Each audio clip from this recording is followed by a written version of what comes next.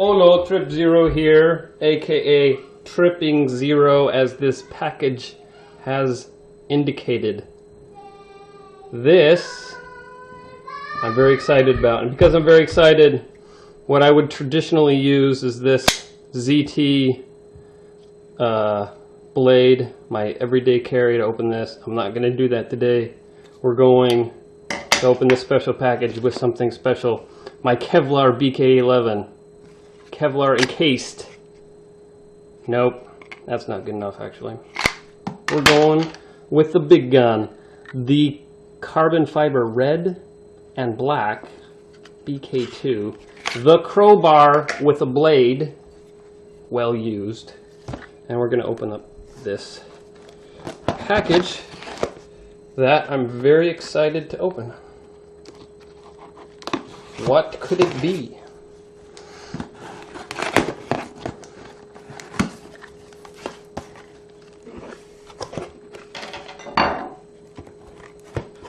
Well, first off, what we have here is some RAM, some broken RAM. And this has a story behind it.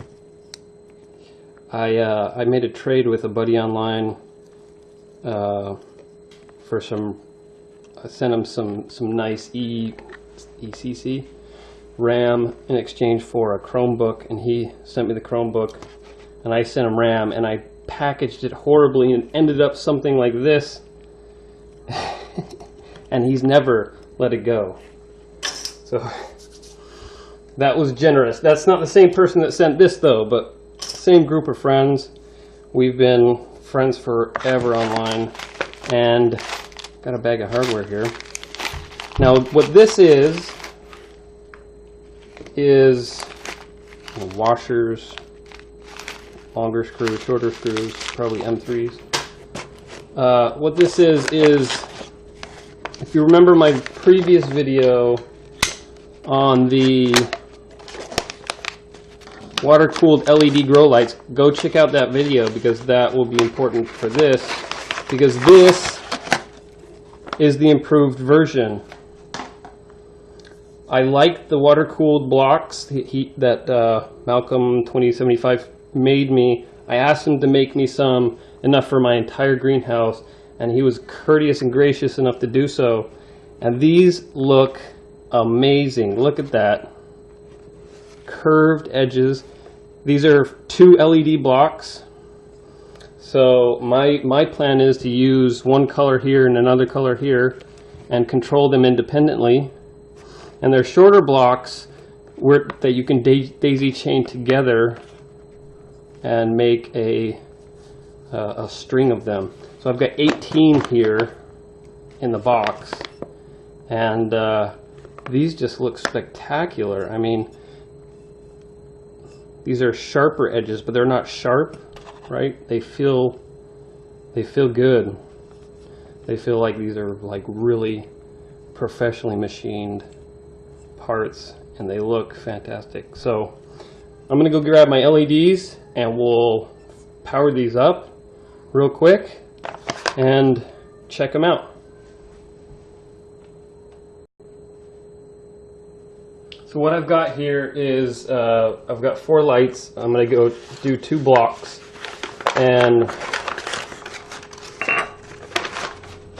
the colors I've got a red-blue hybrid and a just pure blue. I think it's 460 nanometer blue.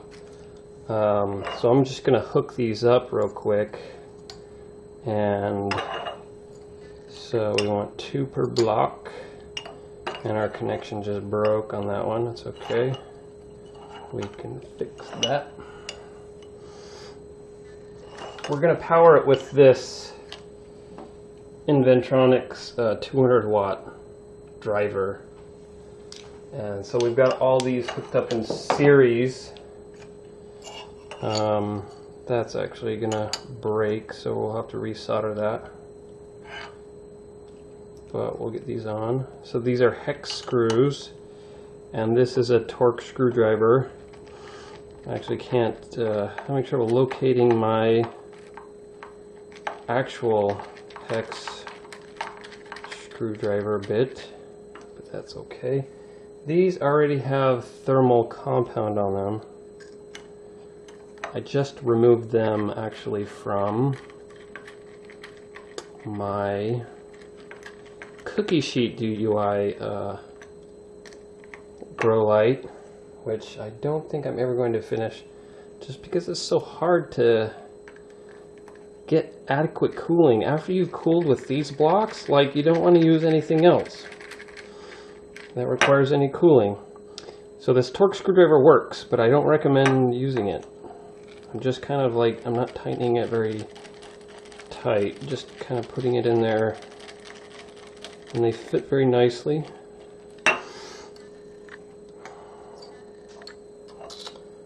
So wrap it around like that.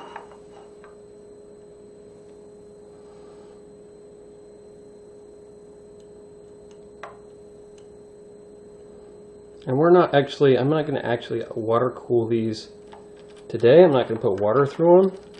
We're just going to mount the lights and turn them on. And we can power them on actually for quite a while before needing to shut them off before they overheat, just because the copper on this is so thick. Like, it'll absorb quite a bit of heat before it gets too hot.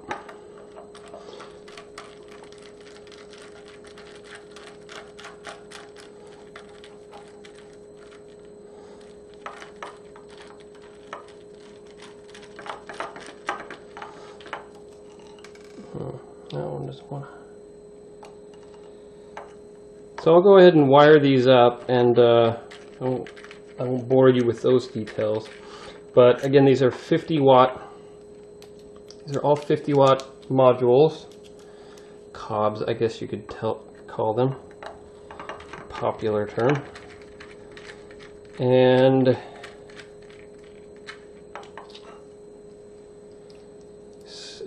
so 4 of them makes 200 watts. And I'll get these resoldered and screwed on, and we'll come back when I'm done. Alright, we're back. We've got them all soldered up. We've got our temperature sensor. Now, the emissivity, I think that's pronounced correctly, of aluminum is very low, so sensors, IR sensors like this that read temperature don't read from aluminum, so I've went ahead and put some just clear masking tape on there. I hope that'll work. I've got my kilowatt, which you can't see, it's in the background. I've got sunglasses, because these are 50 watt, I expect them to be bright.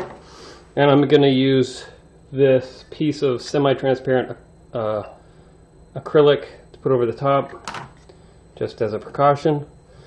Now I've got an example of a single color block, 2 of the same color in series with a red and blue hybrid and a blue.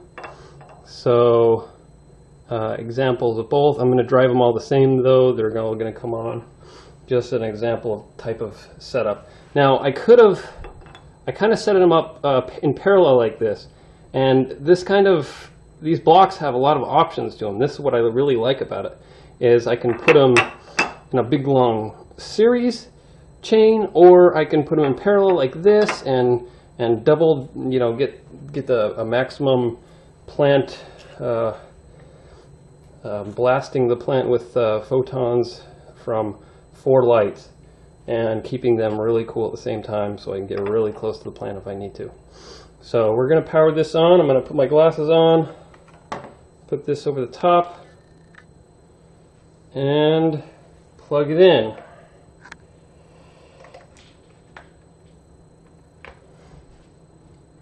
Wow, that's really bright. Still, even with the sunglasses, even with, the really, really bright. I'm going to turn off these lights. And wow, it is just, wow. You can see in this room. Let's see if I can just look at the ceiling, just This room is pretty bright with just these lights on. So really, really cool. It's kind of bled out, but you can see the blue right there. And yeah, really cool. Let's take this off. Wow. Take some measurements. I'm gonna hold it just like here in front of my eyes. We got about 25 Celsius. The cobs themselves are up around 30. They started out about 20, and they'll continue to heat up. That blue actually looks like only half of it's coming on. Interesting. Interesting. So that might be bad, but wow, I can't see anymore. So those are the, let me feel it. Yeah, it doesn't even feel warm yet. How many watts is it pulling? It's pulling about 99.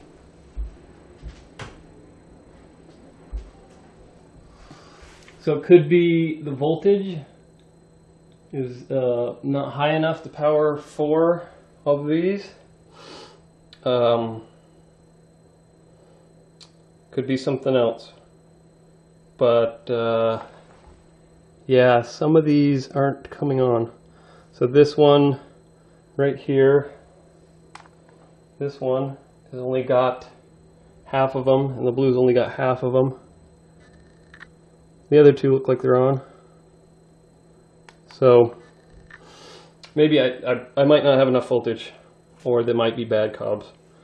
These are pretty old. So what I'm going to do, I have some 100s. I'm going to grab those real quick. We're going to solder those on, and we're going to check those out. Alright, I've got this thing reconfigured. I've added a white one right here, along with the blue one. And right here is a new Epistar. I think it's 100 watts. I'm not exactly sure. We'll see. It looks a little bit different than I usually get EPA LED diodes that make up that, and you can, I don't know if you can kind of see the difference in the configuration between the two. So kind of interesting, and we'll power these up and see how they work, if they work. Now this one right here with the white, this white came from just a spotlight that I replaced, and I put one of these in, or a blue one in. But I have a bunch of these, so I want to use them, and this is actually the configuration I think I want to use, is a white and a blue. And the reason is, for normal growing, I'll use the full spectrum. I'll keep this one on. But if I want to control the height of the plant, I don't want my tomato plants to grow too tall too soon, I'll use blue, and that will help develop the leaves instead of the height, at least in theory. So that's the reason for this, and I think that's the configuration I ultimately want to use. Alright, let's turn these on. Do not look at the light, everybody. Nobody. I'm looking at it. This almost spilled.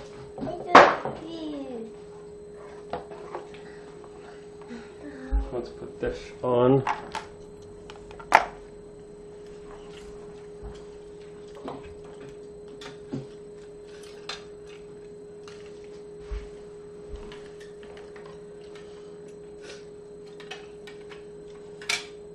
Curious. Oh no, Mama, look at this. You broke it. Broke it. My kilowatt looks very odd. Oh no, there's ants! Oh, it's just my glasses. Look, ants! There's lots of them. See, lots of them come to eat this. I got nothing. No, they're coming. Nothing. Ants. Huh. Well, that could be why.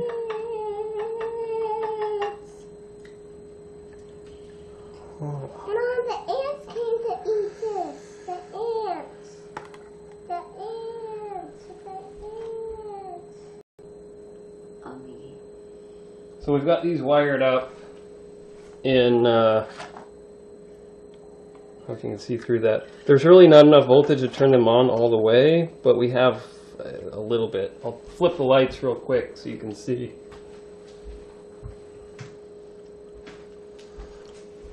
So I wanted to try out this white one and the blue one because I think that's going to be my ideal configuration. White, kind of a fullish spectrum for growth, and then the blue to control growth. So it'll still perform photosynthesis, but it'll develop more of the tomato plant leaves instead of grow on height. And by doing that, I can control height of the plant. Turn off the white and turn on the blue instead, and trade off, switch between them depending on what I want for that plant.